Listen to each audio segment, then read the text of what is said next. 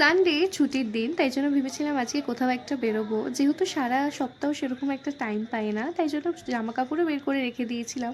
কিন্তু যেই না রেডি হয়ে বেরোতে যাবো, অমনি শুরু হলো বৃষ্টি। আর সেই বৃষ্টি চললো সারাটা দিন, একবার থামার নামও নেয়নি। তাই কি আর করব, আমার তো আর বেরোনো হলো না। অগত্যা চলে এসেছিলাম তাই রান্নাঘরে রান্না করতে। কারণ সময়টা তো কিছু করে অতিবাহিত করতে হবে, তো সেই জন্য। তার মাঝেই মা এই ক্যালেন্ডারটা দেখালো। এখানে গণেশ ঠাকুরের মূর্তিটা এত সুন্দর লাগছিল। আর এদিকে অলরেডি আমার চিকেন কষানো হয়ে গেছে, প্রসেসিং চলছে আর কি।